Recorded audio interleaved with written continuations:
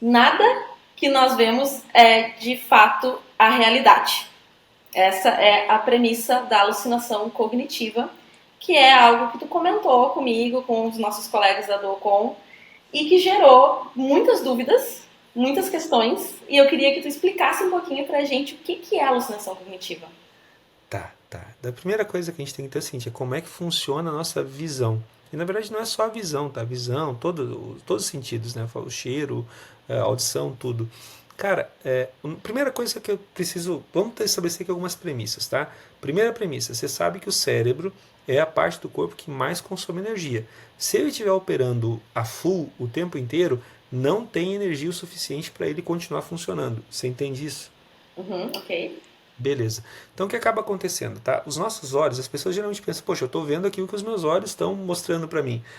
É uma meia verdade. Na verdade, cara, os teus olhos eles são uma espécie de sensor, né? Eles ficam coletando informações da realidade. E eles mandam essas informações para o teu cérebro.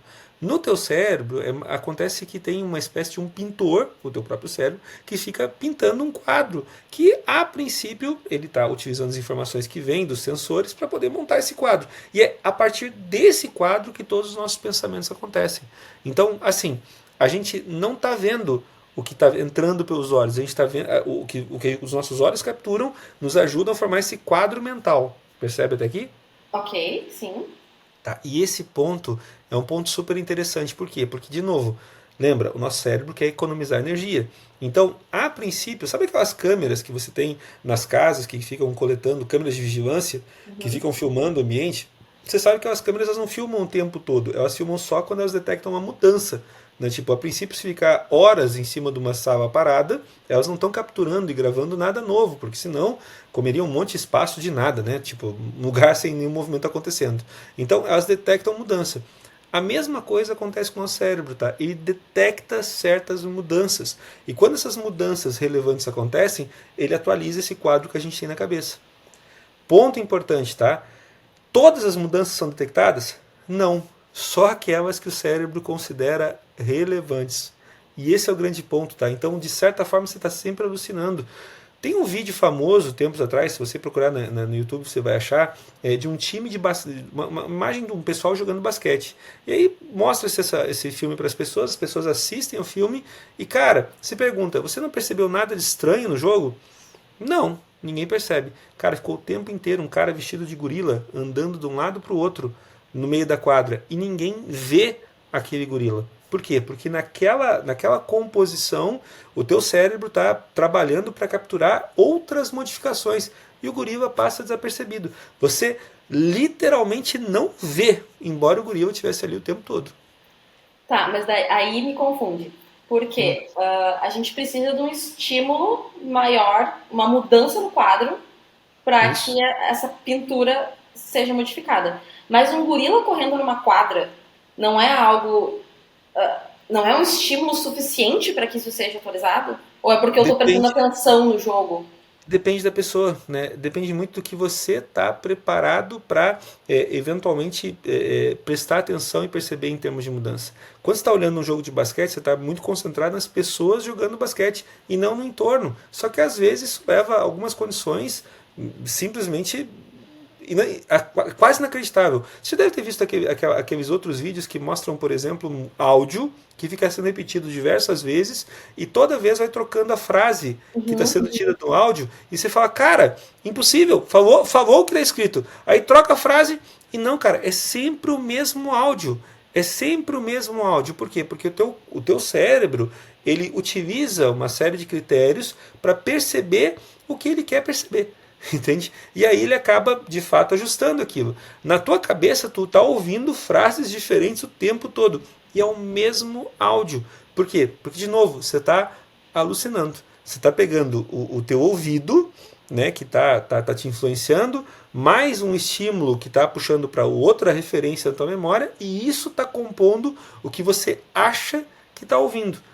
Não é só o que você vê, que não é o que os teus olhos estão pegando. O que você ouve também não é o que os teus ouvidos estão capturando. Os teus ouvidos trabalham só como sensor. Tem outras coisas acontecendo junto. E isso gera a tal da alucinação, a alucinação cognitiva, entende? Mas essa alucinação, ela não vem só do que a gente está recebendo de estímulo. Que nem tu disse, por exemplo, tem coisas que puxam da memória também que vai influenciar. Então é o que a gente tem de referência também, são duas entradas, é o que a gente tem de referência do passado, de vivência, e o estímulo que a gente está recebendo agora. Então mesmo que a Exato. gente esteja olhando a mesma coisa e tendo o mesmo estímulo, a percepção vai ser diferente para cada pessoa. Exatamente. Cada pessoa vai ter um conjunto de percepções diferentes. E aí forma os tais dos pontos cegos, né? Tipo, por que, que a diversidade. Essa é uma explicação científica do porquê que a diversidade é tão importante, tá? Porque quando você junta numa mesma sala pessoas com experiências diversas, ou seja, com um background diverso, você vai ter N referências diversas também. E cada uma delas, ao olhar uma mesma coisa, vai conseguir capturar literalmente coisas diferentes. Fato interessante, se você for para a Rússia, quantas cores tem o arco-íris, Camila? Você sabe? São 7? Se você for para a Rússia, são 16. Daí você fala, mas o arco-íris não é diferente? Não. Pega você e um russo. O russo vai ver 16 cores no arco-íris. Você vai ver 7. Nossa. Entende? A composição de cores, a percepção de cores é cultural e diferente. Entende? Pronúncia. Você nunca teve aquela experiência de ouvir palavras da língua inglesa, por exemplo, tipo praia, beach, lençol, tudo meio misturado, shit, então, tipo, cara, para você é sempre a mesma coisa. Para Uhum. eles estão ouvindo coisas completamente diferentes. Por quê? Porque eles têm um registro, né, que permite para eles diferenciar aquele som. Você não tem esse registro e você não consegue diferenciar. Né? Isso não é problema seu, é problema do repertório que você construiu uma vida inteira. Entende? Teu cérebro tem ligações que não te permitem, de fato, ouvir o que tem lá. Tem esse filtro cognitivo. Por isso que eu falo que, cara, invariavelmente você está sempre alucinando. Né? A gente está sempre alucinando. Mas então a nossa percepção, ela é tendenciosa. Sempre. Sempre. Você não vê, você não só. Eu vou te contar uma história, tá? Para você ver o quanto você é enviesada. Olha só, vou te contar a história e você me fala, vê como a coisa funciona. Cara, um pai e um filho estão num carro e sofrem um acidente, tá? O pai se machuca muito e acaba não resistindo, morre no local. O filho, em estado grave, é levado para o hospital da cidade. Lá, melhor profissional de saúde olha para a criança e fala: não posso atender, ele é meu filho. O que aconteceu? O pai não aguentou. O pai não aguentou, morreu. Mas chegando no hospital, o melhor profissional de saúde ouviu aquilo lá e disse: cara, não posso atender essa criança, é meu filho. Ele não era filho do pai que morreu? Era. É a mãe? Isso. Mas quanto O tempo você melhor demorou profissional para perceber? de saúde é a mãe. É. Mas quanto tempo você demorou para perceber isso? E de certa maneira, eu vou te dizer o seguinte, ó, você é uma mulher que está há bastante tempo já familiarizada com o conceito de equidade. Cara, para você surpreendentemente achou relativamente rápida a resposta, tá?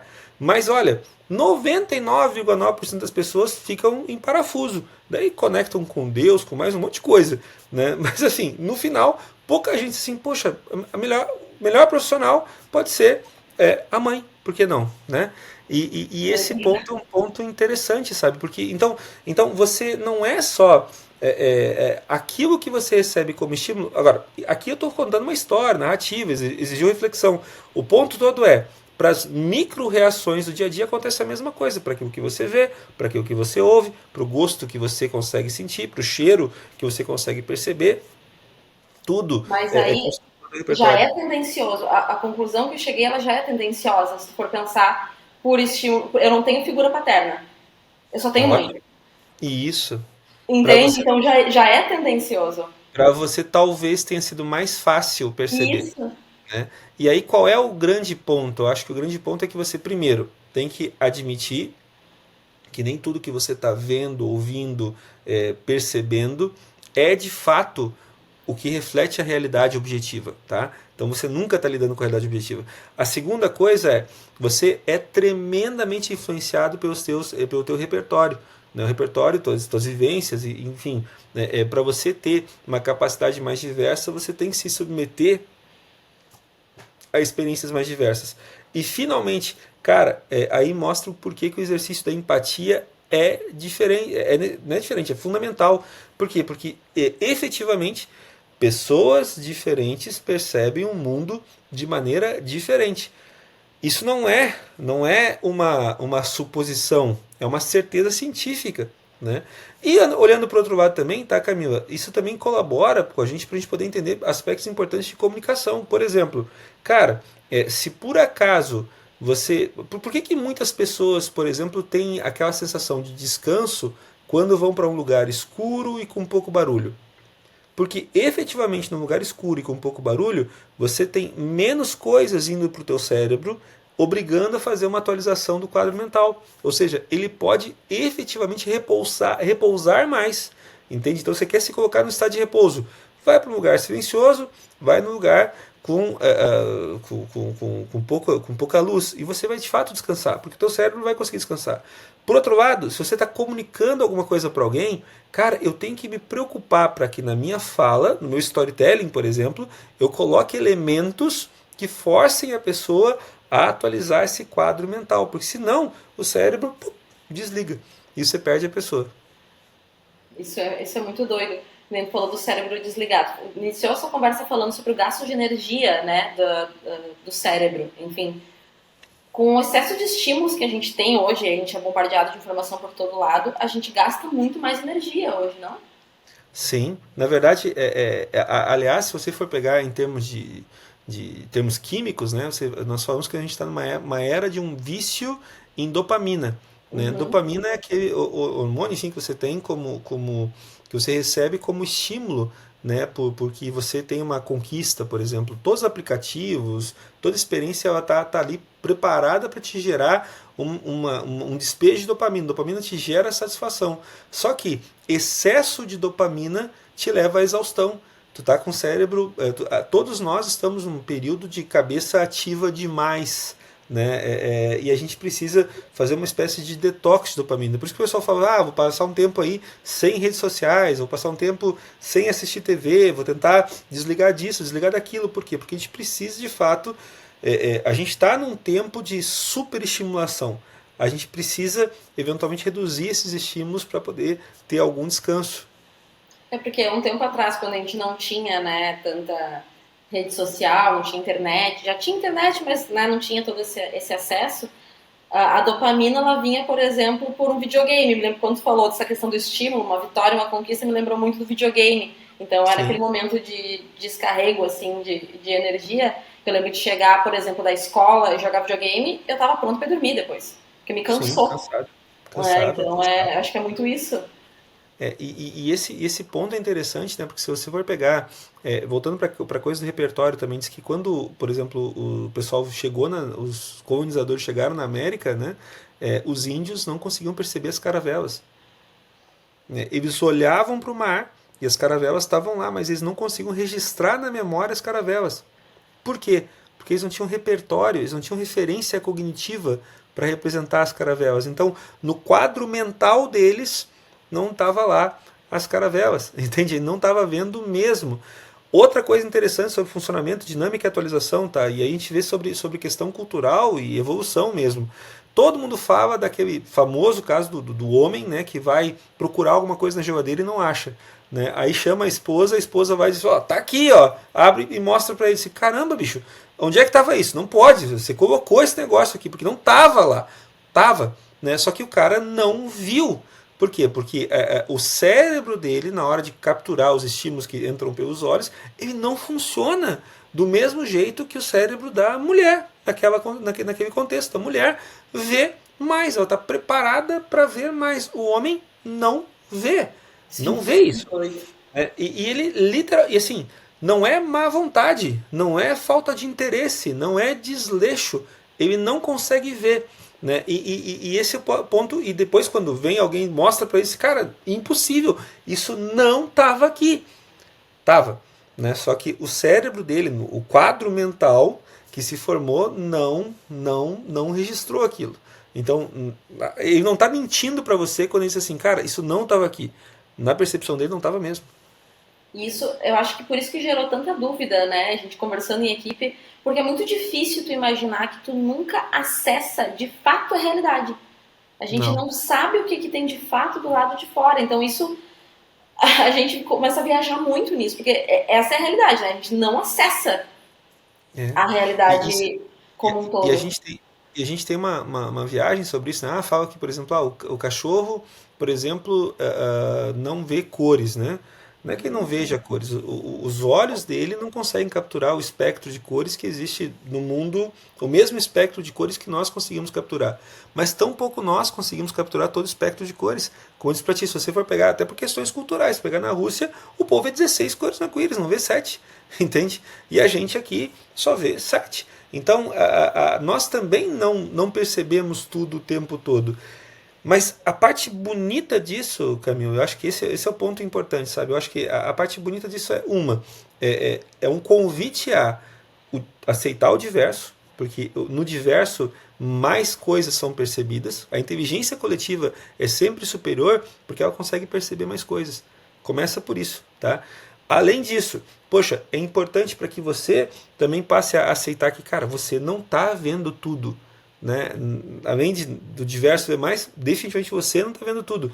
Você pode começar a ver um pouco mais, te permitindo viver experiências a mais. O teu repertório influencia aquilo que você vê. E último e mais importante, cara, você precisa tentar desempenhar mais um papel de mais tolerância frente à incapacidade ou capacidade do outro de ver coisas que você vê ou que você não vê. Isso é muito doido. A Eu questão, sei, o eu sei, eu nome, sou muito doido, Karina. a, a alucinação cognitiva, isso é o nome de algum estudo ou é o nome que tu deu? É o nome que eu dei, né? Eu chamei, assim, esse é um fato. Você vai buscar em evidência, você vai encontrar nomes científicos mais interessantes, mas eu quero combinar isso com duas visões. Uma com relação ao próprio processo de cognição. Cara, o teu processo de cognição sempre está acontecendo a partir de algo que na nossa cabeça parece muito com a alucinação das inteligências artificiais. Sabe? Ah, o chat GPT alucinou. Ah, e por que ele alucinou? Porque começou a falar sobre coisas que não estão fora. Tá bom, assim como nós, né? E, aliás, esse é um ponto interessante, tá, Camila? E levando um pouco mais longe essa viagem, tá?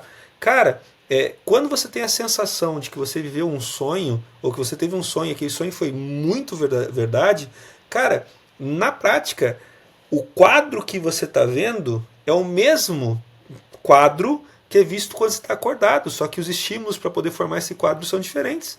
Então, para o teu cérebro é muito difícil diferenciar o que foi um sonho, uma alucinação, do que aconteceu fora. Outro ponto importante, tá? A dor no dedo que você sente quando você bate numa quina, ela existe na tua cabeça só. Ela não existe no dedo. O dedo não sente dor. Na prática, o que acontece é o seguinte: existe uma manifestação no teu cérebro que tem que te chamar a atenção, por um mecanismo de defesa e tudo mais, para fazer você sentir a dor. Quando dizem que a dor e o frio são psicológicos, de fato são. Então, Tá? é Porque um eles alerta, não têm. né? É um alerta. Na prática, o que aconteceu foi o seguinte: o teu dedo não dói. Tá? Isso eu posso garantir para você. Você não sente dor no dedo. Você sente dor do dedo. Né? Porque você bateu nele, de alguma forma, o teu cérebro recebeu aquele sinal. Mas assim, isso explica também como tem aquelas doenças em que as pessoas não sentem dor, né? Se machucam e não sentem dor. Por quê? Porque de certa forma alguma coisa aconteceu na cabeça dessas pessoas que faz com que elas não consigam capturar essas informações e sensores a ponto de ter essa atualização, entende? Então, são diferenças de condição. Mas percebe? Ah, qual o problema? Ah, não sinto dor, se eu me cortar, não sinto dor. O problema está no meu braço? Não, o problema está na minha cabeça. Entende? Porque, de certa forma, de novo, eu estou alucinando de uma forma diferente da tua. Né? Todos nós estamos alucinando o tempo todo. Viagem, mas é um fato. Mas a Agora, compreensão dessa alucinação também é um grande ponto de autoconhecimento, né? é um ponto de autoconhecimento e vai ajudar em diversas áreas. Tá? Por exemplo, quando você pensa, por exemplo, daí na produção de um filme, de uma cena, de um texto, de um storytelling, cara, você começa, se você entender um pouco mais sobre como esses estímulos vão acontecendo e como que essas atualizações acontecem na cabeça das pessoas, você tem condições de fazer um storytelling muito mais qualificado. De novo, mais uma vez, tá? Tipo, eu preciso ter estímulos para o teu cérebro para ir pintando esse quadro. Se eu não te der elementos para você conseguir construir essa imagem na tua cabeça, cara, teu cérebro vai apagar. Você vai perder a pessoa. Então, isso explica também sobre boa parte das técnicas de redação, de marketing e tudo mais, todas elas, querendo ou não, intencionalmente ou não, acabam apelando para essa característica. Ou seja, a alucinação, ela não só ela é verdadeira, como ela é entendida, embora desconhecida há muito tempo. É muito doido esse conceito. Isso é uma coisa que acho que gera horas de discussão se tu for entrar a fundo, porque E acho essa que até aplicação levanta questões filosóficas, assim, de que a gente tá preso à nossa subjetividade, né? A gente Sim, sempre vai ter pontos cegos. A gente sempre. nunca vai ter a verdade absoluta. Mas esse caminho talvez seja o grande ponto a favor para a recuperação, inclusive, da nossa humildade. O reconhecimento de que eu sempre vou ter pontos cegos. Entende? Uhum. Que eu nunca tenho a percepção completa da realidade. A percepção completa da realidade, ou uma percepção mais completa da realidade, só vem quando eu consigo combinar com a percepção dos outros. Então, aceitar a opinião dos outros, ou pedir a opinião dos outros, ou se envolver com um grupo, não é somente uma coisa importante para você ter um bom convívio social. Em muitos cenários, coisas de sobrevivência mesmo. Tá? Se você está no meio da selva, alguém vai perceber um perigo que você não percebe. E que você não consegue perceber. Então, não ouvir o outro é questão de sobrevivência. Ou, no Perfeito. caso, não sobrevivência. Não sobrevivência. Muito boa essa discussão. Tem um texto teu, né, que fala sobre isso. A gente vai gerar mais conteúdo sobre isso, porque é um tema instigante mesmo, né? E eu acho que dá muito pano para manga e se encaixa para todo mundo, né? A gente não precisa falar só de tecnologia e de negócios. Eu acho que isso também e entra, né, se tu for pensar, porque entra nas relações, né? O mundo é muito chato, né? Se a gente for falar só assim, ó, a gente precisa é, é, construir repertório mais amplo, entende? É como eu falei para você, poxa, eu sempre digo, a criatividade ela nasce no momento em que você consegue combinar coisas que a princípio não são combináveis, né? Quando você consegue estabelecer relação entre coisas que a princípio não tem relação. Aqui eu estou falando sobre neurociência, né? Junto com eventualmente neuroplasticidade, junto com filosofia da linguagem, junto com texto publicitário e storytelling, junto com empatia, junto com sororidade, junto com um monte de coisa. Você começa a ter a possibilidade de estabelecer essas conexões, né?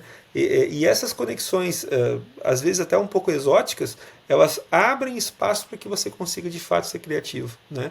E aqui eu entendo que é um ponto importante, tá? De novo, em tempos de inteligência artificial que processa o digital, a gente precisa entender o orgânico. A gente precisa entender de gente, a gente precisa entender de pele, a gente precisa entender sobre como a nossa cabeça funciona. Né? É aqui que a gente se diferencia. Como eu falei outro dia, cara, pô, o que a ChatGPT não faz melhor do que nós? Falar sobre nós mesmos. Entende? Tipo, cara, ela não consegue saber o tanto de mim quanto eu sei. Até porque o que eu sei sobre mim está na minha cabeça. Eu tenho uma imagem, e aqui é uma viagem total, tá? Mas a imagem que eu tenho de mim, ela é reflexo do que eu passei a minha vida inteira condicionado a perceber sobre mim. Entende? Eventualmente outra pessoa olhar para mim e ver outras coisas, outros traços, outras cores, outros cheiros, outros tudo, né? Todos nós não somos únicos somente para o mundo, nós somos únicos para toda e qualquer pessoa com quem a gente cruze. Né? Nós somos absolutamente únicos para os outros e os outros também são absolutamente únicos para nós. Viagem, né? Que viagem. É muito importante a gente fazer essas abstrações também, porque nem só de conteúdo técnico vive o homem, né? E eu vou te contar o seguinte, né? A gente é. Essa separação, você sabe que tem alguns anos já, Camilo, que eu tenho tentado, na verdade, fugir dessa classificação de trabalho, não trabalho, técnico, não técnico, sabe? Viagem, não viagem, porque eu acho que no final do dia a gente precisa explorar, entende? E toda exploração que a gente começa vai nos levar para para lugares que a gente não sabe exatamente quais serão e como que nós vamos conseguir reagir a esses lugares. Então a gente precisa explorar para experienciar. Quando a gente vai experienciando, a gente amplia repertório. E pelo que eu acabei de dizer, a gente amplia a nossa percepção do mundo. Não é sobre necessariamente. Eu sempre falo, cara, que não é sobre necessariamente você ser a pessoa que consegue ver o que os outros não veem, mas é você conseguir pensar o que os outros não pensam quando você está vendo a mesma coisa que eles. Perfeito, muito interessante. Obrigada pelos esclarecimentos, então, que a gente tinha ficado cheio de dúvidas sobre esse conceito. E fica aberto aí também para quem quiser entrar na discussão. Sinta-se à vontade. Sim, sim. Estamos nessa fase comunidade, né? Então vamos falar mais, vamos trocar mais ideias, vamos experienciar mais, né? Dessa forma, a gente faz crescer o mundo, eu faço crescer o meu, você faz crescer o teu, e que bom se eventualmente a gente tem mais gente com o mundo expandindo, né? O mundo é muito maior do que a gente acha que ele é. E dificilmente, e esse é outro ponto, tá? Estamos condenados a nascer e morrer sem perceber as coisas como de fato elas são.